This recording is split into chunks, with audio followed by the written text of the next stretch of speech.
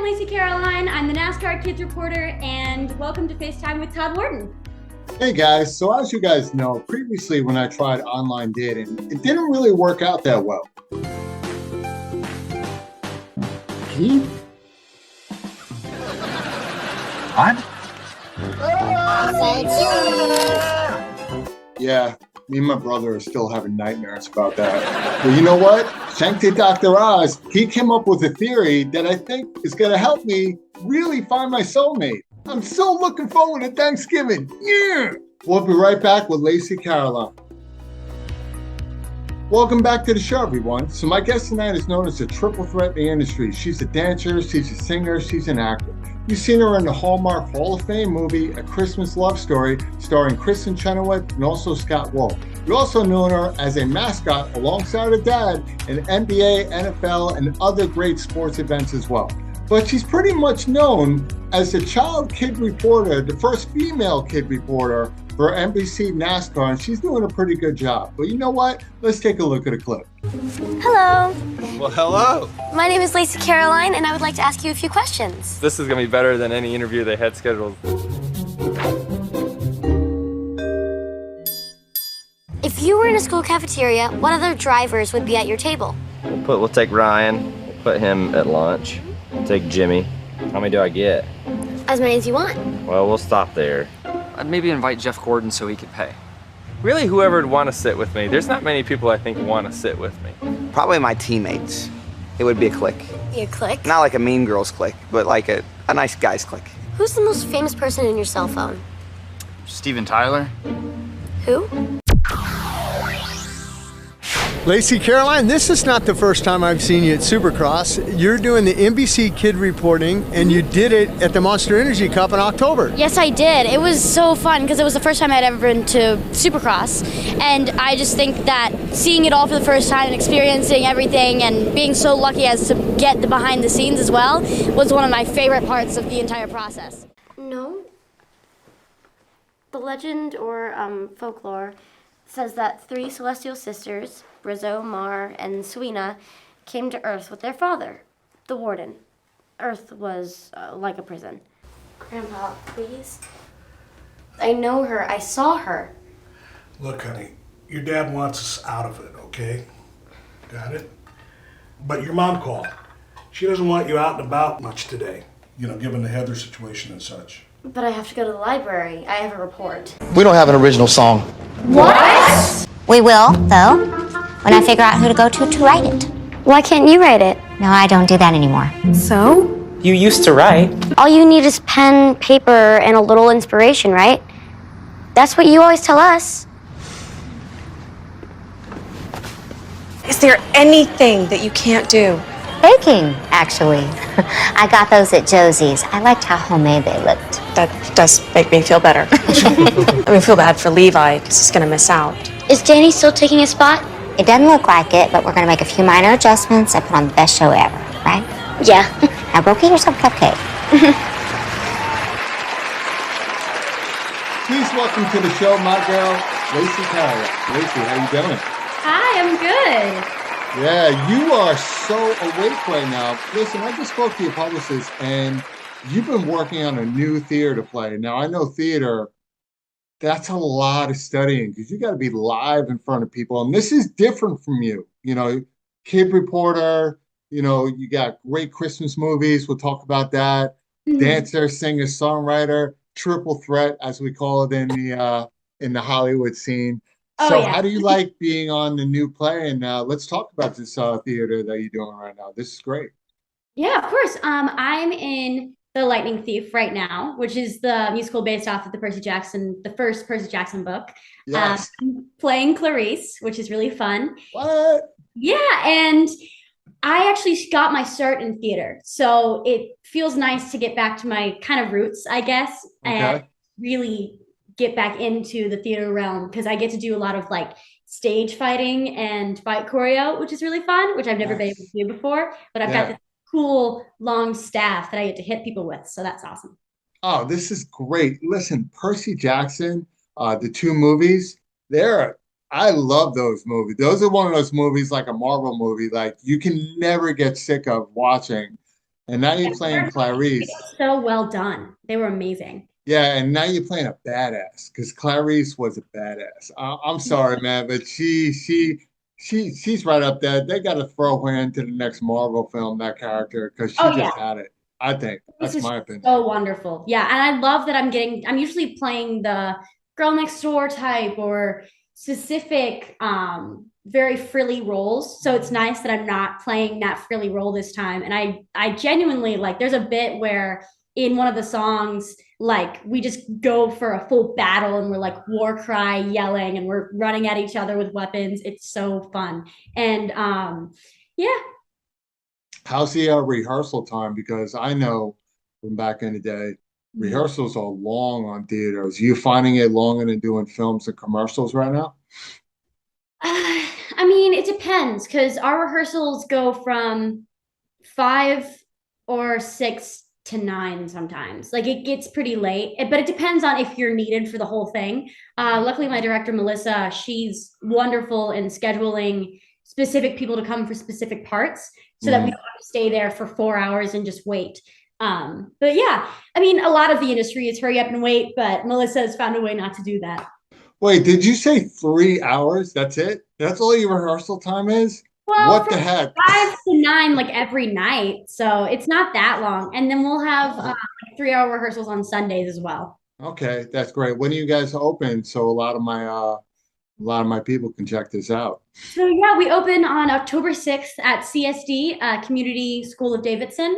Okay. And I don't actually go to Community School of Davidson. It's a collaboration between one of the other community theaters around the area, Morrisville Community Theater, I think.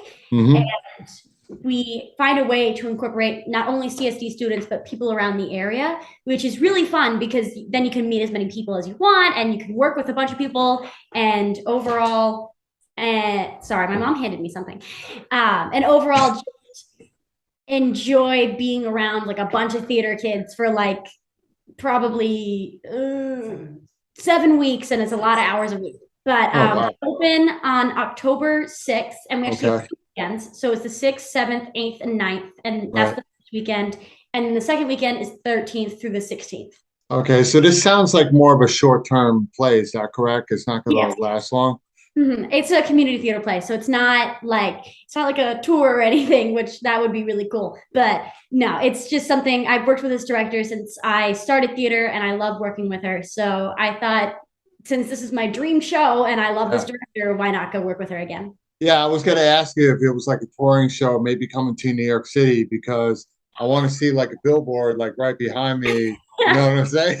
Oh yeah, I wish that'd be really cool. But no, they usually for Percy Jackson specifically, they go for adults to play kids, which is fun. And there's 7 people in the whole show, but our production is using 30 kids. So yeah, a lot of shows do that, especially Disney. I'm noticing they always use mid to upper 20s, lower 30s to play kids. I mean, I literally just got asked to play a 2-year-old baby, and I was like, I'm down. Let's do this. I'm like, that's great. The only thing is I have to shave my head, and I have to sign a waiver that if my hair doesn't grow back, then I'm screwed, but I get paid for it. So I was thinking about doing it. I think I pull off a little bit. I mean, if your hair doesn't grow back, you get paid. So I guess it's fine. I think that would be great. I think I'll be a sexy bald talk show host. That's what I'll be. Let me tell you something. You know what I love? It's everybody has different angles and stories on how they got into the industry, and I've been interviewing a lot of people more and more where parents are playing a great role on support of their kids. And I love these stories. I tell a lot of my past interviews as well, because you always hear the stories that parents don't support their kids and they always want them to do this and not do that and persuade them away. But it seems you have 2 great parents. I already met one, Lindsay, and your father.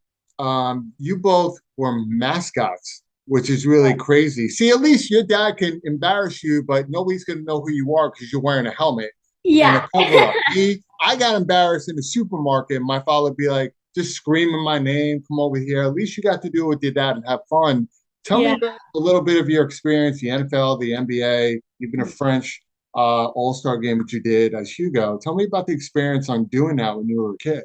So yeah, it's something I've been doing for a while, and it's honestly one of my more favorite things to do. Like I love just mascotting in general because I've seen my dad do it since as long as I can remember, but also being able to be on the court or be on the field with my dad and dance and have fun, and also having a bunch of people cheering for you is pretty cool. It's like we had the whole like stadium just like erupting because this is specifically in France. They don't have mascots.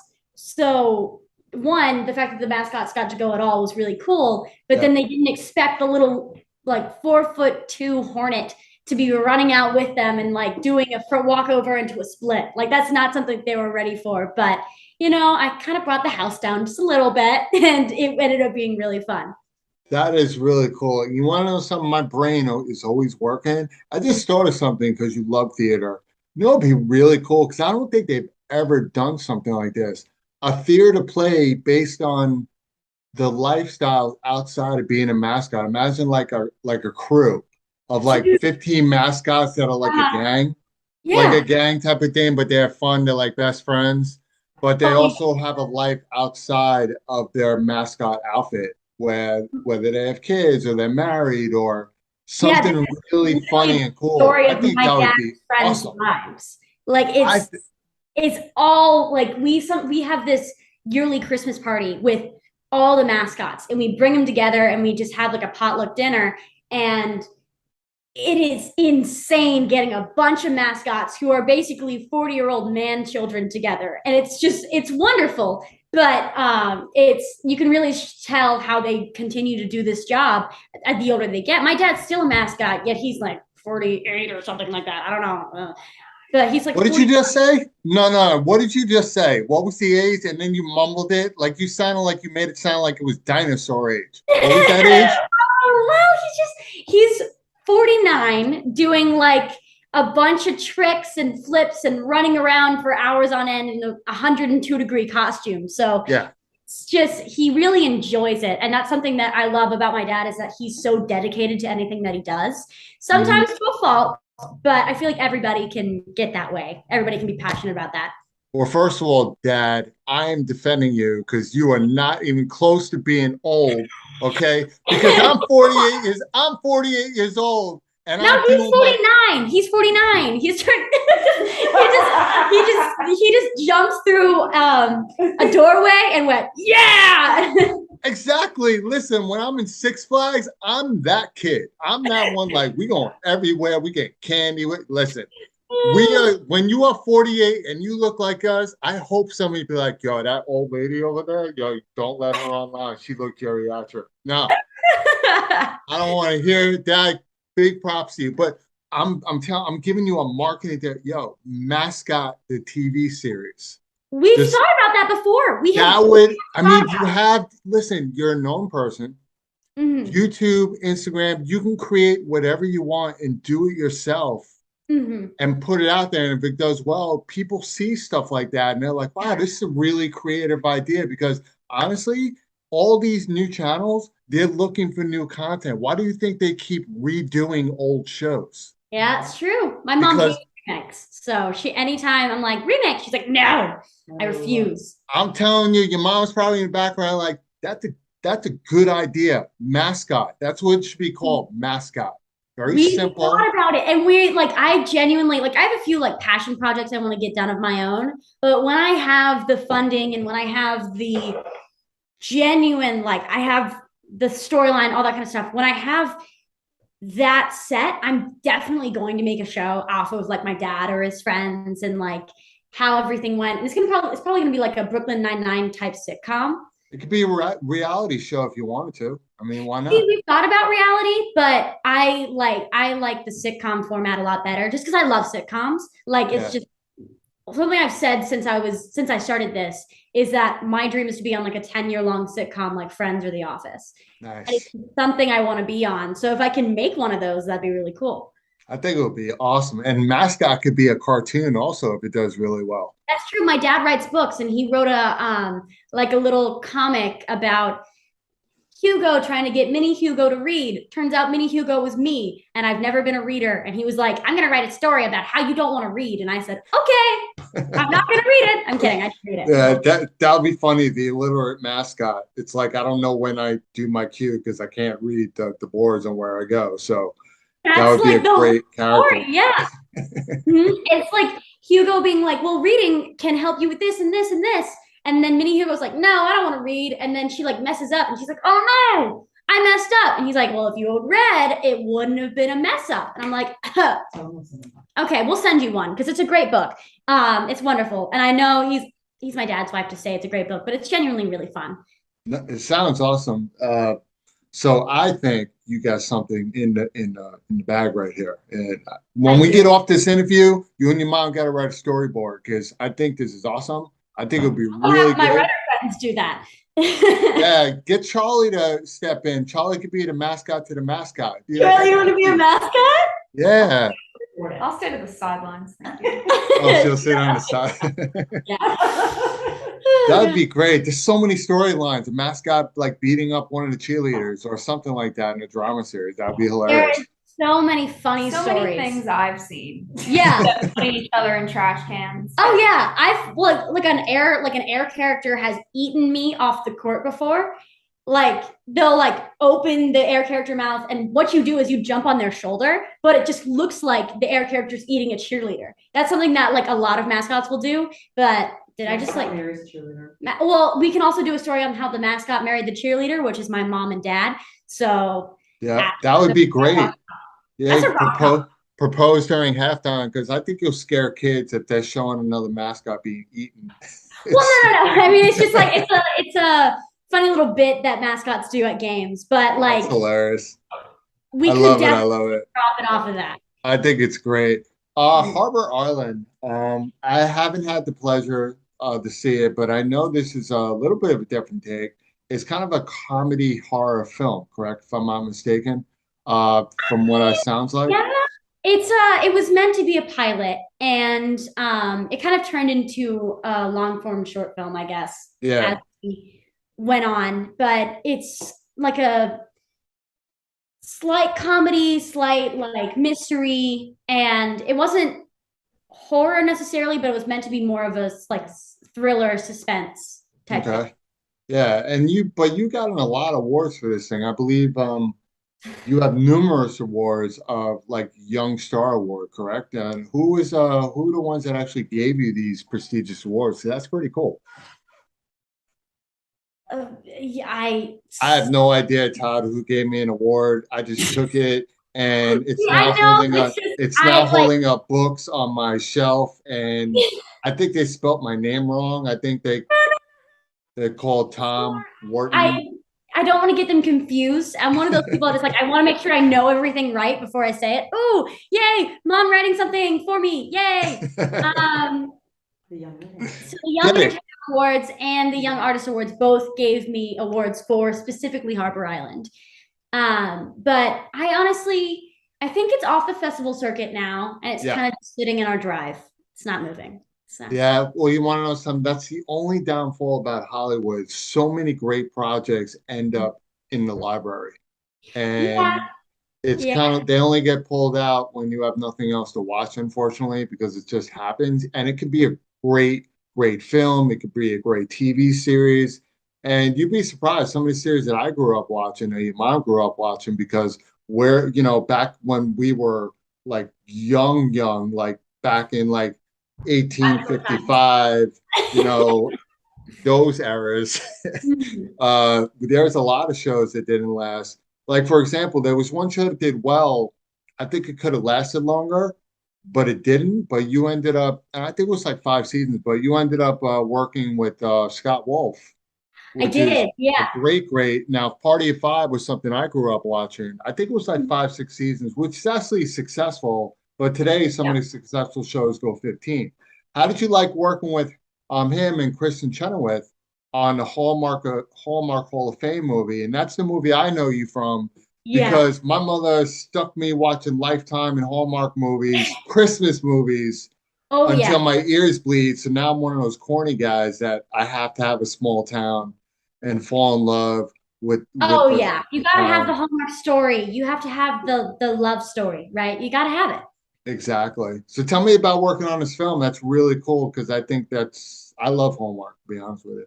Yeah, it was honestly wonderful. The whole experience was amazing. Everybody on set was so genuine. And like Mm. since it was a big set, that's like few and far between. Like it's Yeah. hard to find that kind of thing on other than indie projects because I do a lot of short films. That's like something I love to do. And I Mhm. love like making a family out of those short films and the people you work with. Mhm. But specifically, that was the first big set I was ever on. Actually, no, it was probably the second. And it was so wonderful. And a funny story, I was doing school with one of my co-stars, and Scott Wolf and Kevin, they just came downstairs and did an audition, like right there. And he auditioned for the Nancy Drew TV show that he ended up getting. And it was really cool that his first ever audition was done like 5 feet away from me. Like I think that's awesome. But also Kristen Chenoweth, me being a musical theater person, Yeah. working with her was insane. But also she was just so nice and like I don't know how to explain it. She had this energy that you just wanted to be around, you know, not because she's a star, but because she's Kristen Chenoweth and she just had this wonderful light about her. It felt like anytime she entered a room, like little fairy tingles, like Yeah. and you were like, oh my God, it's Kristen Chenoweth. Like it was so cool. Yeah, you know it's funny. There are some people I speak to that knock, like, no, you can't do a Hallmark Lifetime. You get sucked into those films. But actually, you don't. I think it's great for your career. And when people are like, what do you mean? I'm like, well, let me give you 2 names. Kat Graham, okay, does a number of Christmas movies, and she's huge now. I mean, breaking into music. And you got Kristen Bell, who does everything. And I keep telling people, as long as you're a good actor or actress, do anything, do everything. It's keeping yourself seen. You got a lot of great writers in Hallmark, got a lot of great writers in Lifetime, all these great channels. And the way the industry now is with TikTok and Instagram, everybody's popping up being a star. So my attitude is, if you're continually getting work and creating a career from it, take it. Because one day that big break with all the things that you have under your belt. You never know when you're in an Emmy series. You never know when you're in a Tony series, or you never know where you could be best supporting actors in an Oscar, right? You just don't know. Yeah. And also And you're it's making about more connections. seeing you. Yes. Yeah, exactly. you're making more connections. You are continuously working with people and getting your name out there. And you never know, somebody you worked with 5 years ago could end up producing a big project and they know that you're amazing and they're like, we want you to audition. That audition could lead to a callback, cast, famous, all that kind of stuff, right? So what the mentality I've always had was, one, be kind until your teeth fall out. Like it's something that I don't want to be mean to anybody. That's not something I want to do. But specifically when you're working with people and you're in that professional environment, you want to make sure that you can talk to these people 3 months from now, right? I can text them and I can say, hey, I have this idea for a short film. Would you like to be the DP?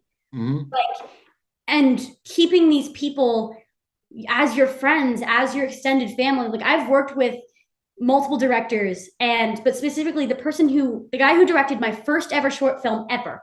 Right. His name is Cam McCormick. He's amazing. I now, like, he's like extended family to us. He comes and stays in our house whenever he needs to because we've kept that connection. And we have a few projects in the work with him as well. But it's good to know that by keeping everybody, like keeping all your friends close and having those connections, you are able to honestly go through the industry without any enemies. Yeah, I love it. And this industry is so small. Like when I was speaking to Lacey today, publicist, I interviewed Gloria Garayua a couple weeks ago, and she was just at the Emmys, and she was hanging out with people I knew, right? And we just like, how did you know? I'm like, well, guess what, guys? Hollywood, it's not just Hollywood. It's all entertainment. It's a very small world. Keep your nose to the ground, keep level, and be honest of who you are and be true to who you are and never lose ground on where you came from. It doesn't say you have to forget it. Just be the person that they fell in love with from day one and keep using that person to grow your career, because the minute you start changing who you are, that's why there are a lot of actors, you know, NASCAR drivers, athletes, just go down the list that you just don't see anymore, because the mentality is, oh, that person became hard to work with, or this and that. And it happens all the time. And with the love of your family and your dad being there and your mom and Charlie and everybody else, I think it's amazing what you have around you, because these are the people responsible for all the goodness that you have in your life from here to come, right? Which is awesome. And I also want to touch base, which is really cool. You were the first, I believe, I didn't see any about it, but I'm going to have to assume you're the first female kid reporter at that age for NBC that did NASCAR. Am I correct on that? Yes. It was a project that I don't know I don't know everything about it, but I do know that it was basically like we want this to be fun and cute, because NFL did something like that. So they were like, oh, we want something of our own. And we thought it was just going to be one segment. We didn't think that it was going to go anywhere, right? Obviously, we knew that it was going to go places, but we didn't know that it was going to extend in the way that it has for me, like for my benefit personally, right? So I continuously work with NASCAR. Like, even however many years later, I still work with them. And I've also worked with Supercross because of working with NASCAR. And I've had other opportunities for reporting because of this. And it's so wonderful that one little audition that I made a big choice. I did something funny and I didn't know if it would land right, but it made everybody in the room laugh. That one audition has skyrocketed my career to where it is now. And I'm so thankful that it has done that. Yeah, I love it. And I'm glad you mentioned that, because in Carolina, one of the people I interviewed become really good friends of mine is Connor and Cal Mozak. Connor's a NASCAR driver doing real well, and his father's actually his sponsor. He's another parent that supports. If you ever heard of Nick Taylor Underwear, which is from the Carolina area, that's Cal and Connor, because their brand ambassador was a guy that played Carlisle on what was the Carlisle, Twilight, yes. Oh, Twilight? So Twilight is their brand ambassador. Yeah, so it's a small world. What was that? I met the guy who played Carlisle in an airport once, and I didn't realize it was him. Fun fact, I've been a Twilight fan since I was like 6 years old. Yeah. So I don't want to hear it. Charlie's I like Twilight. I like Twilight. Charlie's going. I like Twilight. I'll admit it. I like Twilight. Twilight's good. I don't care what. You want to know what's funny? She's probably at home sometimes when it comes on. Doesn't tell anybody. And she probably getting her Baskin Robbins and stuff and just chilling. Oh yeah, I would. No, she's like, I bet you it's come on her TV, and she's like, Lacey likes this so much, man. Great. Not to do anything you want me to do. Okay, you know what? You know what? I have. Hold on. Okay, so I want to put. Let's just say they do another Twilight, right?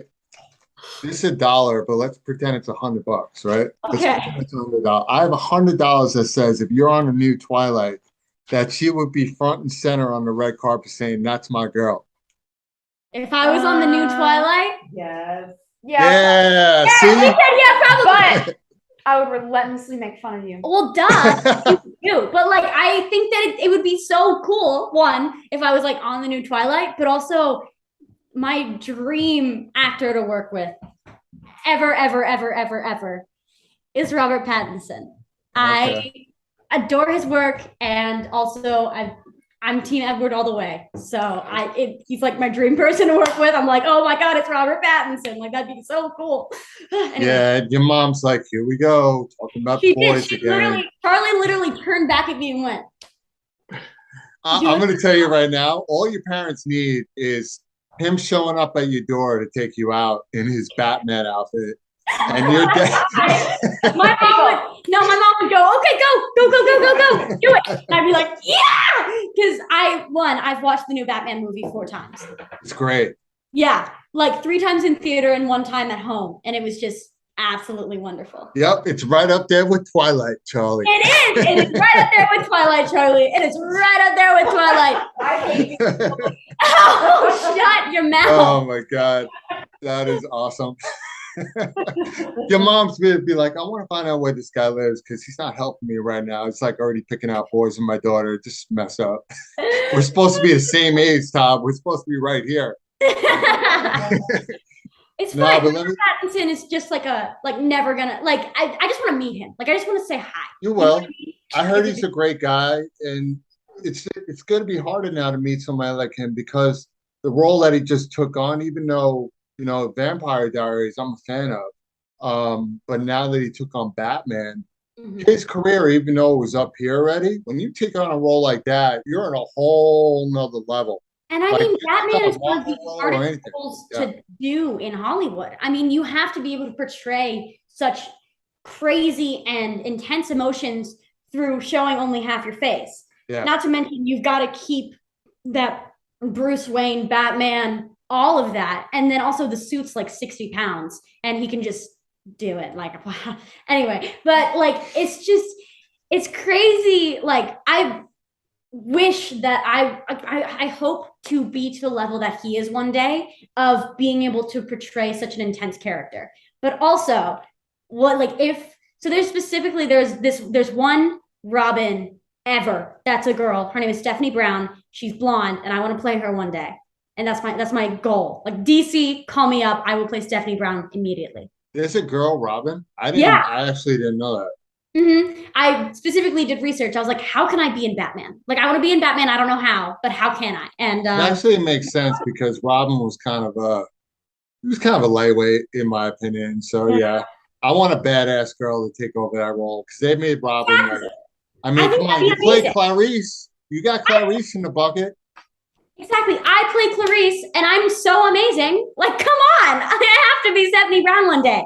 I was about to say that you are amazing, but you are. Like, listen, you started young. You have another 80 years to go, which means that you have so much time, but don't take time for granted to really become that actress that you want to be. You want to know something? You already put it out in the universe. Now just capture it, hone it into your heart, and make sure in about 10 years from now, because my show is going to be crazy at that time, I want you back. And I'm going to sit down with you and I'm going to be like, Lacey, remember 10 years ago when we were talking about how you in love with Pattinson and the whole Batman? Well, first of all, I have a surprise for you. And then we'll bring it out. Right? That would be insane. That would be insane. We're going to have fun. It's a long road. You have the theater thing coming up. Congratulations on that, The Lightning Thief. Thank you think so that's much. really cool. It puts you in a whole new realm. I'm loving the fact, congrats on a great family, how they're supporting you, being with your dad through all these times, your mom there, Charlie, the whole nine. And your career is just starting. Enjoy the ride. It's going to have its ups and downs. Yeah. But those downs usually get you to bigger hills. We'll leave it at that.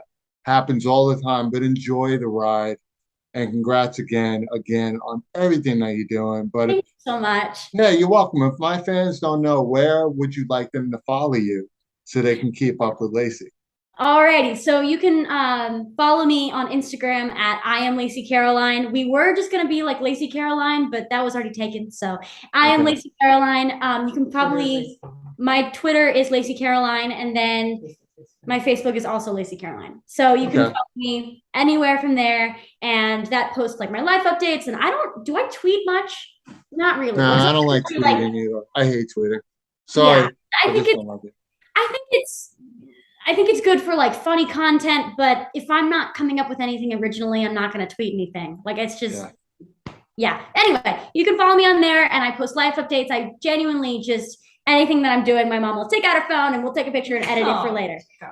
Well, I appreciate it. Mom, Charlie, Lacey, thanks for being a guest on FaceTime with Todd Wharton. I truly appreciate you, and I look forward to seeing you in the future on the big screen.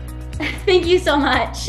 So, Lacey, thanks for being a guest on FaceTime with Todd Wharton. And, of course, I have to thank your family, Mom, Dad, and Charlie. Thank you for coming on. Made the interview that much better. And, Lacey, congratulations on the Hallmark movies, the short films. You have NASCAR. You got reporting. You have Mascot. And now you have a theater show, which is pretty cool, The Lightning Thief, because that's a 2-part trilogy of Percy Jackson, because I love that stuff. So, guys, if you're in the Carolina neighborhood, definitely go check it out. I think it'll be cool to watch. And she's playing Clarice, which is badass. I love it. And you know what, Lacey, 10 years from now, like you said, I'm going to have you back on my show. We're going to talk about this interview because we're putting it in the air right now. You're going to have a great career. Guys, I hope you enjoyed this interview. I know I did. But like I always say, until the next time, if you're not living a passionate life, then whose life you live? Take care, guys. See you soon. He is the most interesting man in the world. I'm not always on YouTube, but when I am, I make sure I'm subscribed to FaceTime with Todd Wharton. Be thirsty, my friend.